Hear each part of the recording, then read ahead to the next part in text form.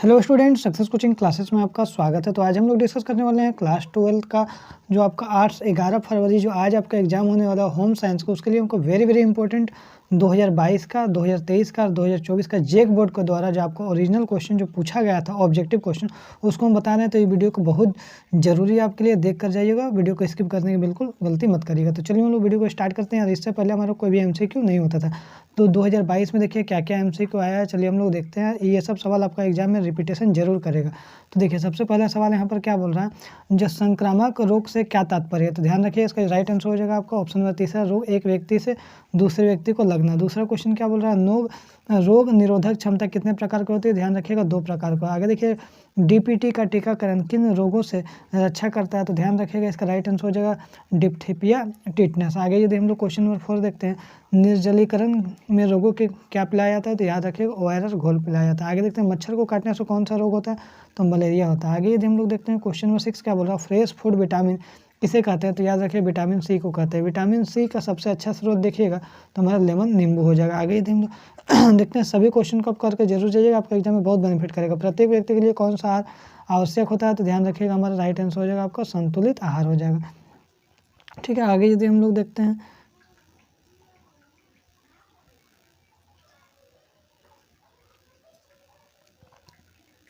देखिए यहाँ पर क्वेश्चन क्या था, प्रत्येक व्यक्ति के लिए कौन सा आहार आवश्यक है। तो याद रखिएगा संतुलित आहार। आगे देखिए हैजा शरीर का किस अंग को प्रभावित करता है। तो याद रखिएगा हैजा जो है हमारा कौन सा अंग को, पाचन तंत्र को प्रभावित करता है। आगे यदि हम लोग देखते हैं क्वेश्चन नंबर 9 क्या बोल रहा है,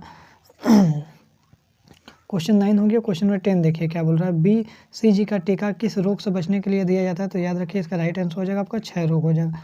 आगे यदि हम लोग देखते हैं फेफड़े को प्रभावित करने वाला रोग कौन सा है। तो याद रखिएगा निमोनिया। आगे देखते हैं पोलियो से प्रभावित अंग कौन सा हो जाएगा। तो याद रखिएगा हमारा बेकार हो जाता है। आगे देखते हैं ICDS की स्थापना कब हुआ था। तो 1975 में हुआ था। आगे यदि हम लोग देखते हैं अंधे बच्चों को पढ़ाने के लिए किस विधि का प्रयोग किया जाता है। तो याद रखिए इसका राइट आंसर हो जाएगा हमारा ऑप्शन नंबर आपका B ब्रेल विधि द्वारा। आगे देखते हैं शारीरिक विकास के लिए क्या जरूरी है। तो याद रखिएगा आपको पौष्टिक भोजन जरूरी है। आगे देखते हैं मानसिक रूप में समर्थ बालक किसे कहते हैं। तो याद रखिए इसका राइट आंसर हो जाएगा जिसको बुद्धि का विकास ठीक तरीके से नहीं होता। आगे देखते हैं WHO का फुल फॉर्म क्या होता है, पूरा नाम। तो वर्ल्ड हेल्थ ऑर्गेनाइजेशन होता है। आगे देखिए दूध में अधिकतर क्या मिलाया जाता है। तो पानी मिलाया जाता है। आगे देखते हैं नेक्स्ट सवाल क्या बोल रहा है, साबुन काली मिर्च से क्या मिलाया जाता है। तो याद रखिए पपीते का बीज।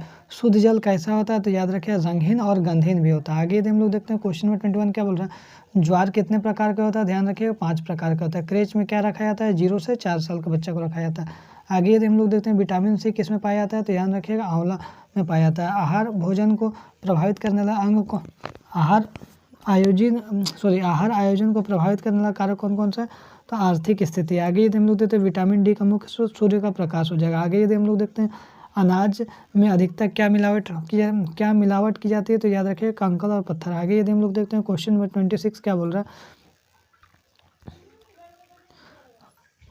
आहार्य मिलावट का क्या अर्थ होता है। तो याद रखिए खाद्य सुरक्षा को, गुणवत्ता के स्तर को कम करना। खाद्य पदार्थों पर दिए जाने वाला मानक प्रमाणक चिन्ह क्या होता है। तो ध्यान रखिएगा आपको FP हो जाता है। आगे यदि हम लोग देखते हैं क्वेश्चन नंबर 29 क्या बोल रहा है, आहार्य मिलावट प्रतिबंधात्मक अधिनियम कब लागू हुआ। तो याद रखिएगा 4 जून 1955 में।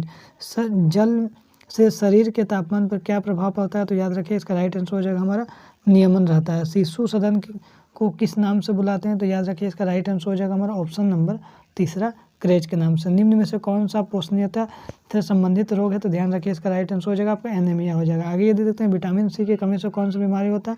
तो स्कर्वी होता है। आगे देखते हैं हल्दी पाउडर में क्या मिलाया जाता है। तो ध्यान रखिए इसका राइट आंसर हो जाएगा पीली मिट्टी मिलाया जाता है। FPO का पूरा नाम क्या होता है। तो याद रखिएगा खाद्य पदार्थ आदेश हो जाता है। तो ये हम लोग को क्या कंप्लीट हो गया, 2022 का कंप्लीट हो गया। अब हम लोग देखते हैं 2023 का, जल्दी से हम लोग देख लेते हैं 2023 में क्या क्या सवाल पूछा गया था, जेक बोर्ड को द्वारा पूछा है। ठीक है, देखिए सबसे पहला हम लोग सवाल क्या बोला है, 3-4 वर्ष के रोगी बच्चे के मनोरंजन का मुख्य साधन क्या है। तो याद रखिए खिलौना हो जाएगा। आगे यदि हम लोग देखते हैं क्वेश्चन में दूसरा क्या बोल रहा है, जो ऊष्मा एवं शक्ति उत्पादन पदार्थ क्या हो जाएगा। तो याद रखिए कार्बोहाइड्रेट हो जाएगा। पारिवारिक आय तथा परिवार के सदस्यों की संख्या पर आधारित क्या होता है। तो याद रखिए इसका आहार प्रबंधन होता है। आगे देखते हैं कुपोषण से बचने को उपाय बताइए। तो आपका संतुलित आहार। शिशु के शारीरिक वृद्धि के लिए किस आहार का मुख्य तत्व होता है। तो ध्यान रखिए इसका राइट आंसर हो जाएगा हमारा ऑप्शन नंबर 4 प्रोटीन हो जाएगा।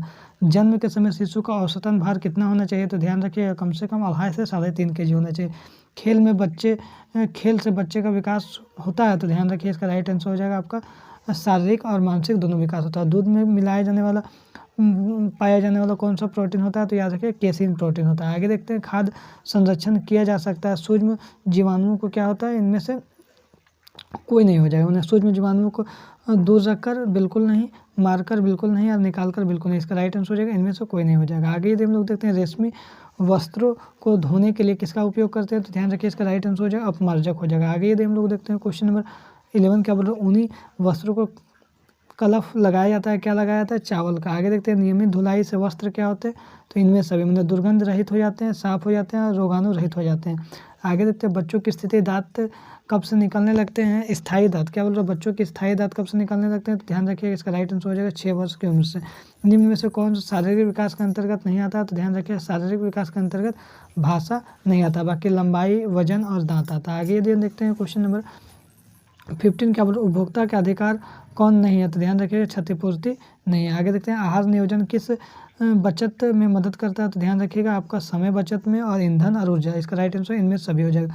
वसा पाई जाती है तो क्या पाया जाता है, मक्खन में पाया जाता है। आगे यदि हम लोग देखते हैं विटामिन डी का कमी से कौन सा रोग होता है तो रिकेट्स होता है विटामिन डी की कमी से, ध्यान रखिएगा।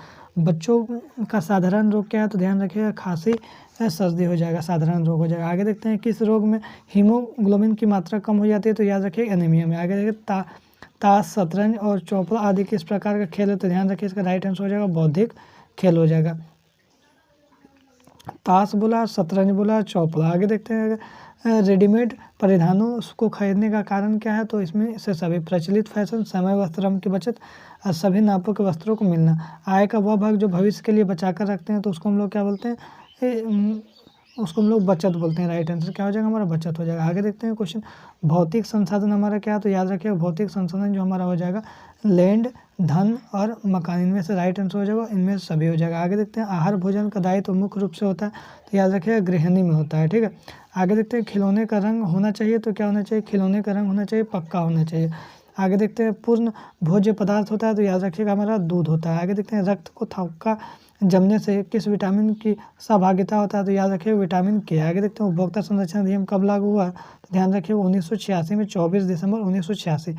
शुष्क धुलाई में इस्तेमाल होते हैं, तो ध्यान रखिए इसका राइट आंसर हो जाएगा गर्म पानी होते हैं। आगे यदि हम लोग देखते हैं घर पर कपड़े धोने में किसकी बचत होती है, तो याद रखिए इसका राइट आंसर हो जाएगा धन की बचत होती है। आगे देखते हैं विश्व उपभोक्ता दिवस कब मनाया जाता है, तो ध्यान रखिए इसका राइट आंसर हो जाएगा आपका 15 मार्च मनाया जाता है। विटामिन सी का रासायनिक नाम क्या होगा, तो याद रखिएगा विटामिन सी का रासायनिक नाम एस्कॉर्बिक एसिड हो जाएगा। 4 वर्ष के बालक पुस्तकों में अंकित किस बातों को जल्दी सीखता है, तो ध्यान रखिए इसका राइट आंसर हो जाएगा आपका रंगीन चित्र। निसंक्रमण का प्राकृतिक संसाधन क्या है, तो ध्यान रखिए इसका राइट आंसर हो जाएगा उबालना हो जाएगा। हम लोग लास्ट देखते हैं 2024 में क्या क्या सवाल आपका बोर्ड एग्जाम में पूछा था। 2024 में देखिए बहुत ही ज़्यादा इंपॉर्टेंट होने वाला है। तो चलिए हम लोग वीडियो को स्टार्ट करते हैं। सबसे पहला सवाल हमारा क्या बोल रहा है, जो डीपीटी का टीका किन रोगों के क्षय से बचाता है, तो याद रखिएगा डिप्थीरिया और टिटनस। फ्रेश फूड विटामिन किसे कहा जाता है, तो याद रखिए विटामिन सी को। प्रत्येक व्यक्ति के लिए कौन सा आहार आवश्यक होता है, तो याद रखिएगा आपका संतुलित आहार होता है। आगे यदि हम लोग देखते हैं क्वेश्चन नंबर 4 क्या बोल रहा है, निम्न में से कौन सा क्रियात्मक विकास नहीं है, तो याद रखिएगा बोलना हमारा क्रियात्मक विकास नहीं, बाकी पकड़ना, सिर संभालना और घुटनों का बल चलना।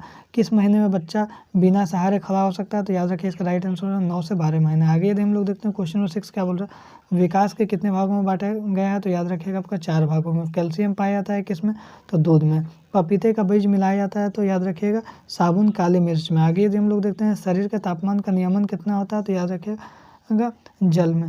रंग के हल्केपन और गाढ़ेपन का क्या कारण होता है, मूल्य होता है। आगे देखते हैं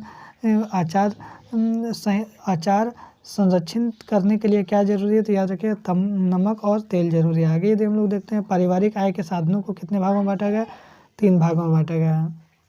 आगे यदि हम लोग देखते हैं क्वेश्चन नंबर हमारा क्या बोल रहा है 13 क्या बोल रहा है, हमें शीघ्र ऊर्जा देती है कौन, तो याद रखिएगा ग्लूकोज हमको देता है। आगे यदि हम लोग देखते हैं क्वेश्चन नंबर 14 क्या बोल रहा है, वसा प्राप्ति का मुख्य साधन क्या है, तो ध्यान रखिएगा तेल और मक्खन हो जाओ। हॉलमार्क चिन्ह दिया जाता है तो आभूषण पर दिया जाता है। आगे यदि हम लोग देखते हैं न्यूमोनिया शरीर के किस अंग को प्रभावित करता है, तो फेफड़ा को। बजट कितने प्रकार का होता है, तो 3 प्रकार के। नमूने कितनी प्रकार के होती है, तो 4 प्रकार का। निम्न में से कौन स्कूल में पहना जाने वाला वस्त्र है, तो याद रखिए यूनिफॉर्म है। आगे यदि हम लोग देखते हैं क्वेश्चन ठंडे रंग कौन होता है, तो ध्यान रखिएगा हरा होता है, ठंडे रंग। 2 प्राथमिक रंगों को मिलाकर क्या बनता है, तो याद रखिएगा द्वितीय रंग बनता है। गृह विज्ञान किस श्रेणी का विषय है, तो याद रखिएगा इसका राइट आंसर हो जाएगा कला और विज्ञान दोनों, गृह विज्ञान, ठीक है। प्राकृतिक तंतु क्या है, तो कपास है।